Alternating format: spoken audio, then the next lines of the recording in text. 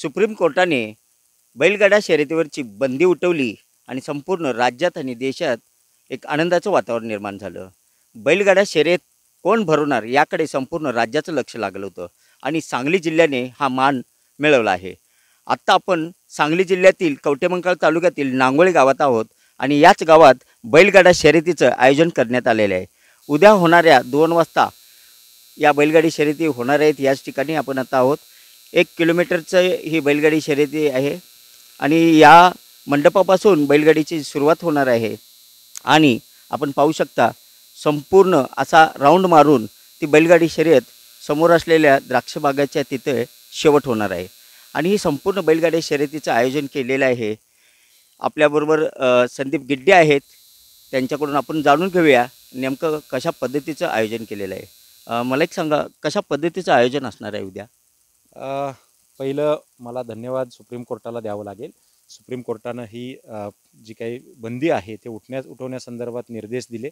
त्यानंतर राज्याचे मुख्यमंत्री असतील, उपमुख्यमंत्री, महाविकास आघाडी सरकारचे सर्व नेते आणि पशुसंवर्धन दुग्धविकास मंत्री सुनील केदार साहेब यांना या ठिकाणी आभार व्यक्त करावं असं वाटतं.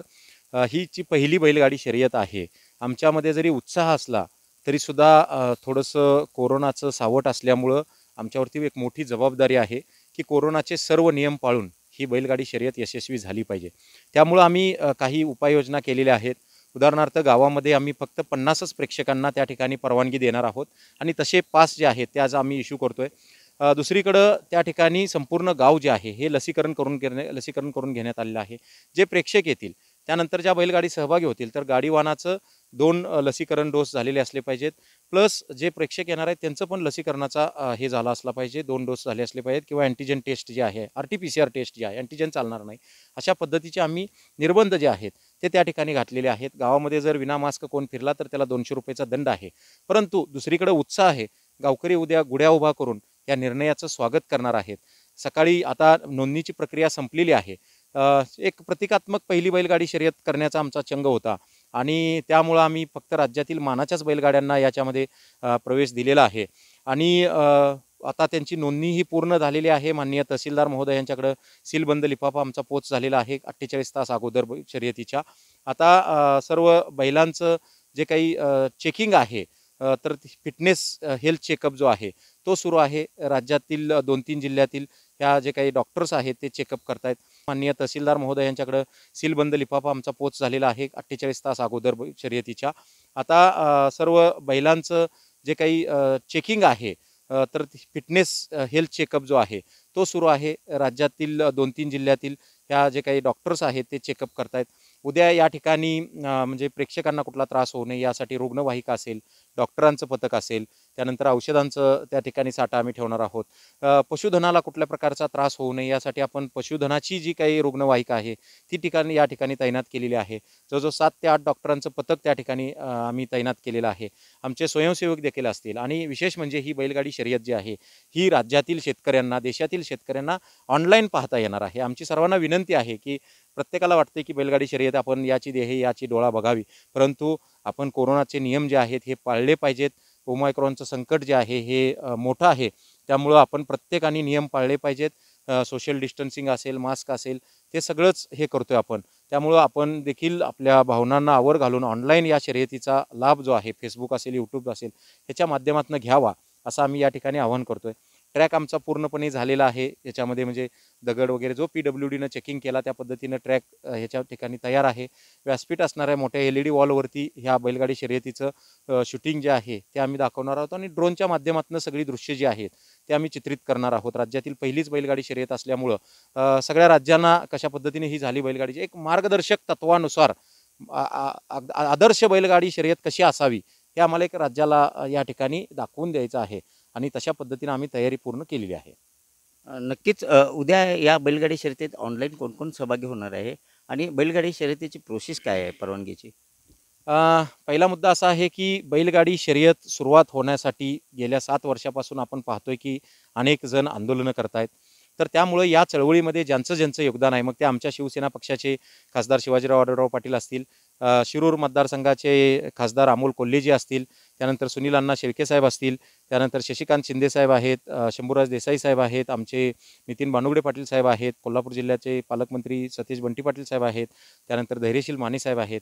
यांना सगळ्यांना आणि राज्याचे पशुसंवर्धन व दुग्धविकास मंत्री सुनील केदार साहेब हे देखील ऑनलाईन त्या ठिकाणी हे आहे. आम्ही मुख्यमंत्री कार्यालयाच्या देखील संपर्कात आहोत. माननीय मुख्यमंत्री महोदय देखील ऑनलाईन त्यामध्ये सहभागी व्हावेत यासाठी आमची विनंती आहे.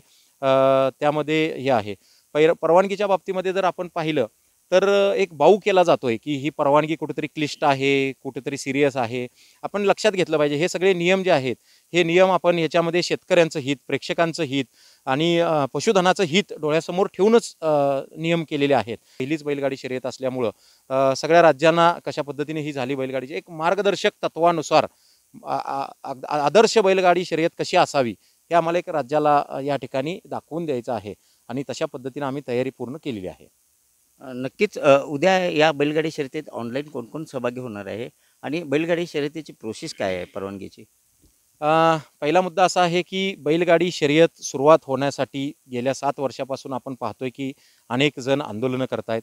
तर त्यामुळे या चळवळीमध्ये ज्यांचं योगदान आहे, मग ते आमच्या शिवसेना पक्षाचे खासदार शिवाजीराव आढळराव पाटील असतील, शिरूर मतदारसंघाचे खासदार अमोल कोल्हेजी असतील, त्यानंतर सुनील अण्णा शेळके साहेब असतील, त्यानंतर शशिकांत शिंदे साहेब आहेत, शंभूराज देसाई साहेब आहेत, आमचे नितीन बानुगडे पाटील साहेब आहेत, कोल्हापूर जिल्ह्याचे पालकमंत्री सतीश बंटी पाटील साहेब आहेत, त्यानंतर धैर्यशील माने साहेब आहेत. यांना सगळ्यांना आणि राज्याचे पशुसंवर्धन व दुग्धविकास मंत्री सुनील केदार साहेब हे देखील ऑनलाईन त्या ठिकाणी हे आहे. आम्ही मुख्यमंत्री कार्यालयाच्या देखील संपर्कात आहोत. माननीय मुख्यमंत्री महोदय देखील ऑनलाईन त्यामध्ये सहभागी व्हावेत यासाठी आमची विनंती आहे. त्यामध्ये हे आहे. परवानगीच्या बाबतीमध्ये जर आपण पाहिलं तर एक बाऊ केला जातोय की ही परवानगी कुठेतरी क्लिष्ट आहे, कुठेतरी सिरियस आहे.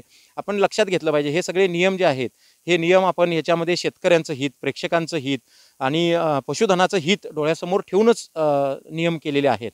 साधा नियम आहे की बैलांना आपण मारायला नाही पाहिजे, म्हणजे त्यांचा क्लेश नाही झाला पाहिजे. तर हे नियम आपल्याला पाळलेच पाहिजे. आपण त्यांना लेकरासारखं जपतोय म्हटल्यानंतर हे नियम जे आहेत हे नियम पाळणं आपल्या सगळ्यांची जबाबदारी आहे. त्यामुळं आपली ज्यावेळेला बैलगाडीची शर्यत असते त्याच्या 15 दिवस अगोदर आपण जिल्हाधिकारी महोदयांच्याकडे अनुसूची 1 अप्रमाणे अर्ज करणं आणि मग जिल्हाधिकारी महोदय त्या ठिकाणी सार्वजनिक बांधकाम असेल, पोलीस डिपार्टमेंट असेल, त्यानंतर तहसीलदार असतील यांच्याकडनं एक अहवाल मागवून घेतात आणि त्या अहवालानुसार जो आहे तो निर्णय जो आहे जिल्हाधिकारी परवानगी देत असतात. एक 50,000 रुपये आपल्याला नॉमिनल त्या ठिकाणी डिपॉझिट ठेवावं लागतं. ते आपण नियम व्यवस्थित पाळल्यानंतर आपल्याला परत मिळतं. म्हणजे जो बाऊ केला जातोय असं काही ह्याच्यामध्ये नाही आहे. एकदम सोपी प्रक्रिया आहे आणि त्या पद्धतीनं जर का भविष्यामध्ये देखील कुणाला परवानगी काढण्यासाठी मदत वगैरे लागली तर आमचा जो राजमाता बैलगाडा शर्यत संघ नांगोळी जो आहे हा पूर्णपणे प्रयत्न करेल. हा पूर्णपणे बैलगाडी शर्यतीच्या त्यानंतर शेतकऱ्यांच्या आम्ही पाठीशी आहोत आणि ही शर्यत जी आहे, ही परंपरा, ही संस्कृती ही टिकावी याच्यासाठी आम्ही सदैव तत्पर असू. नक्कीच उद्या ह्याच ग्राउंडवरती बैलगाडा शर्यतीच्या संदर्भात इतिहास रचला जाणार आहे. तब्बल 7 वर्षानंतर राज्यातली पहिली बैलगाडी शर्यत संदीप गिड्डे आणि त्यांचे सहकारी या ठिकाणी भरवत आहेत आणि या बैलगाडी शर्यतीमध्ये अनेक बैलगाड्या या ठिकाणी सहभागी होणार आहेत. कोरोनाचे नियम काटेकोरपणे पालन केले जाणार आहे.